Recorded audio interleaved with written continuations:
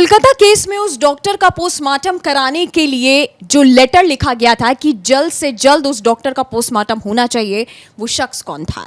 कौन था वो शख्स जिसने उसके माँ बाप के आने तक का भी इंतजार नहीं किया, उसके किसी रिलेटिव तक के आने का भी इंतजार नहीं किया और जल्दबाजी में उसके पोस्टमार्टम की परमिशन दे दी? सीबीआई जो है उस शख्स तक पहुंच चुकी है और साथ ही बहुत जल्द उस शख्स के से वो राज भी उगलवाने वाली है और पूछने वाली है कि आखिरकार तुमको किसने ये ऑर्डर दिया था जिसमें तुमने उस डॉक्टर के माँ बाप के आने का भी इंतजार नहीं किया और जल्दबाजी में तुमने उस डॉक्टर का पोस्टमार्टम करा दिया। इस केस में अब तक कई ऐसे बड़े खुलासे हुए हैं जिसने लोगों के पैरों से जमीन खिसका दी है।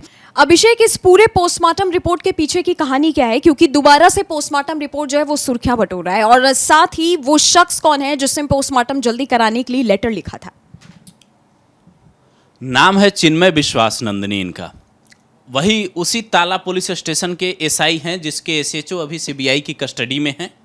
और चिन्मय विश्वास वो इंसान है जो सबसे पहले घटनास्थल पर पहुंचा, यानी कि चिन्मय विश्वास ने बाकायदा बॉडी उस हालत में देखी और चिन्मय विश्वास को ये पता चला कि जो जांच टीम पुलिस की पहुंची थी वहां कौन सी चीज़ कहां पर रखी थी और एफआईआर में कौन कौन सी धारा जोड़ी जानी थी, उस लड़की के साथ क्या हुआ, चिन्मय विश्वास ने पहली नज़र में देखा बिना किसी सबूत के साथ छेड़छाड़ हुए।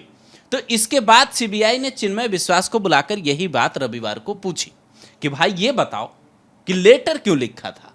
जो आपने बताया कि लेटर लिखा गया था बाकायदा, आमतौर पर पुलिस अधिकारी ये नहीं लिखते हैं।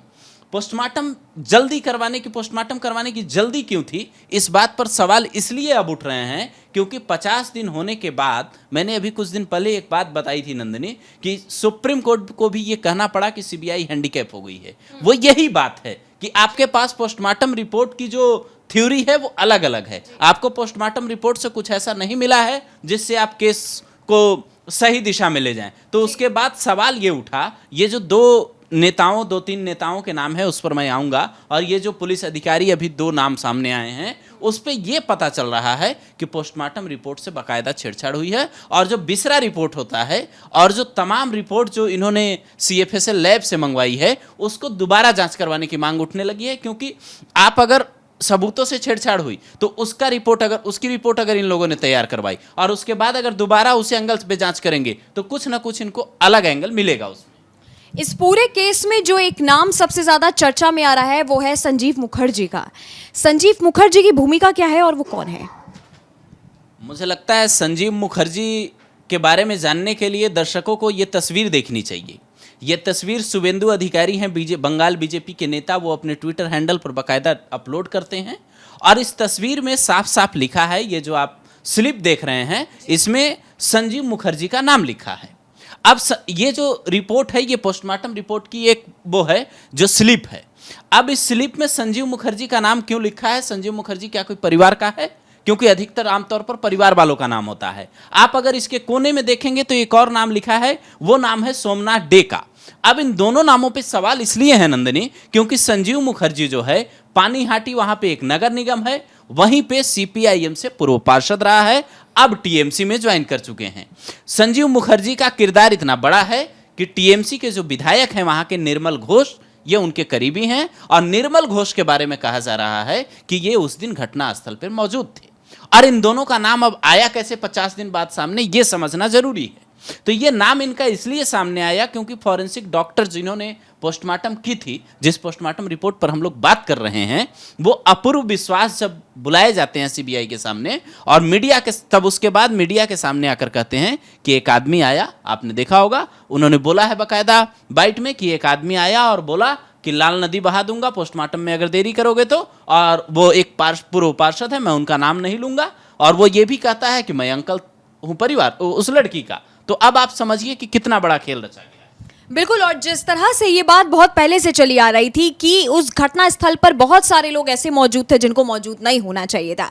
हमने आपको बहुत सारी तस्वीरें ऐसी दिखाई थी। एक तस्वीर थी जिसमें हमने रेड टी शर्ट वाले का एक जिक्र किया था।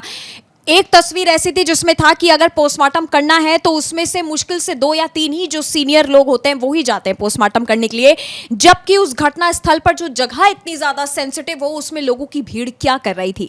इन्हीं सब भीड़ में से एक शख्स आता और वो कहता है कि मैं जो है इस डॉक्टर का अंकल हूं और जल्द से जल्द जो है वो पोस्टमार्टम होना चाहिए, जिसके बाद ये खुलासा हुआ कि वो जो शख्स था वो उस डॉक्टर का अंकल नहीं था, बल्कि टीएमसी का उसको लीडर भी बताया गया है कि वो टीएमसी का लीडर था बाकायदा, जिसने आके ये झूठ बोला कि मैं जो हूं वो डॉक्टर का अंकल हूं और इसका जो है पोस्टमार्टम जल्द से जल्द होना चाहिए। आपने अब तक देखा है कि लगातार जो है टीएमसी के कई नेताओं पर जो है सीबीआई शिकंजा कस रही है। जिस तरह से लगातार इस केस में खुलासे हैं, पहले दिन से जब 9 अगस्त की रात की अगर मैं बात करूं तो 10 अगस्त से जो है ये बात साफ हो चुकी थी कि अगर इस केस में कोलकाता पुलिस ने लापरवाही ना बरती होती तो महज 5 दिन के अंदर उस डॉक्टर को इंसाफ मिल गया होता। लेकिन लगातार जिस तरीके से केस को जो है उलझाया जा रहा था, जिस तरह से एक बड़े लेवल तक जो है ये केस चला गया था, तमाम तरह की चीजें निकल के आई। अभिषेक, कम से कम 50 दिनों बाद आप खुद समझ सकते हैं कि कितने बड़े लोगों का नाम अब तक निकल करके आया, चाहे उसमें सुदीप्तो रॉय का मैं नाम कह दूं या चाहे अभिजीत मंडल का नाम ले लूं या आपने जैसे संजीव मुखर्जी का नाम बताया। इन सब चीजों में जो एक बात है वो ये है कि संजीव मुखर्जी इस समय लापता भी चल रहे हैं, ये बात भी सुर्खियों में आ रही है। इसके पीछे की क्या कहानी है? संजीव मुखर्जी से जब शुरुआती पूछताछ हुई तो उन्होंने कहा कि मेरी इसमें कोई भूमिका है नहीं, जब ये नाम सामने आया उसमें इनका। लेकिन कहा यह जा रहा है कि रविवार शाम से ये लापता हैं। अब आप ये सोचिए कि 50 दिन से ज़्यादा हो गए कोलकाता के इसको, और 5 किरदार इनके सामने आए टीएमसी के। जो लोग ये कह रहे थे कि टीएमसी सीपीआईएम, और सीपीआईएम के नेता रहे हैं ये संजीव मुखर्जी, तो सीपीआईएम का नाम भी आ रहा है, भले ही वो विपक्ष में है, और सीपीआईएम अब पहले के फॉर्म में नहीं है, लेकिन उसके बाद भी नाम आ रहा है सामने। तो आप ये सोचिए कि 50 दिनों में सीबीआई इतनी तेज तर्रार एजेंसी होने के बावजूद अगर 5 लोगों को ढूंढ पाती है सीबीआई और ईडी, वो भी 5 नेताओं को, पहला सुदीप्तो राय, दूसरा संजीव मुखर्जी, तीसरा निर्मल घोष, चौथा आशीष पांडे और 5वां मुस्तफिजुर रहमान मलिक, तो आप ये समझिए कि इनको इस केस की जांच को पूरा करने में कितना वक्त लगेगा। क्योंकि अभी तो इनको यही नहीं पता चल रहा है कि पोस्टमार्टम रिपोर्ट में जो छेड़छाड़ हुई है वो क्या क्या छेड़छाड़ हुई है। क्योंकि पोस्टमार्टम रिपोर्ट जो एक तरह से आप समझिए कि पोस्टमार्टम रिपोर्ट को बदलने की कोशिश हुई, अगर उसमें छेड़छाड़ हो रही है तो वो एक तरह से बदलने की बात है। अब अगर सीबीआई इन लोगों से पूछ रही है, जिनका भी नाम सामने आ रहा है, जिनका नाम मैंने आपको भी गिनवाया, जिनका नाम मीडिया रिपोर्ट में आ रहा है, तो आप ये समझिए कि इस केस में किस तरीके से सबूत को मिटाने की कोशिश हुई।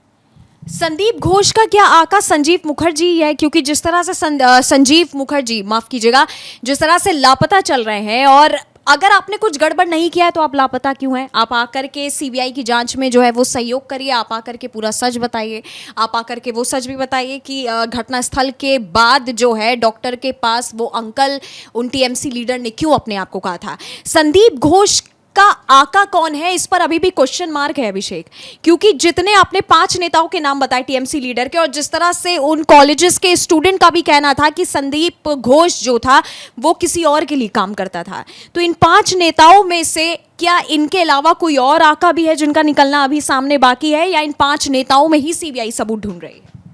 नहीं, जिस हिसाब की कहानी दिखती है नंदिनी, उससे मुझे नहीं लगता कि संजीव मुखर्जी इसका आका होगा। क्योंकि संजीव मुखर्जी का खुद एक तरीके से समझिए आपकी सबसे बड़ा जो सपोर्टर है वो टीएमसी विधायक निर्मल घोष है, ये कहा जाता है। ये वहाँ की राजनीति में लोग, वहाँ के लोग ये बात अच्छी तरह जानते हैं कि निर्मल घोष का सबसे करीबी आदमी है संजीव मुखर्जी।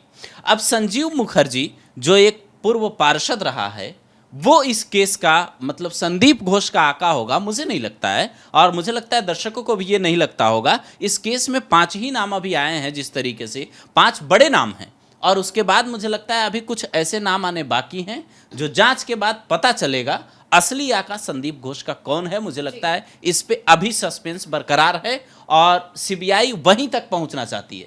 मुझे लगता है इस केस को तो ये लोग डील कर रहे हैं, लेकिन सीबीआई उस नेक्सस तक पहुंचना चाहती है जहां से कई लोगों के कॉलेज में जो ये घटनाएं हुई हैं, वो एक नहीं कई घटनाएं हुई है, तो उन सब का पर्दाफाश करने के लिए सीबीआई एक एक करके आकाओं तक पहुंच रही है। बिल्कुल। और अब इस केस में आगे क्या खुलासा होता है, क्योंकि संदीप घोष के नार्को टेस्ट के बाद भी ये अटकलें लगाई जा रही हैं कि ये केस एक बार फिर से पलट सकता है, और क्या पता नार्को टेस्ट के बाद कई सारे ऐसे नाम निकल के आए जिनकी उम्मीद शायद ना आपने की होगी ना हमने की होगी। आपका हमसे अगर कोई सवाल है तो वो आप हमें नीचे कमेंट सेक्शन में कमेंट करके बता सकते हैं। धन्यवाद।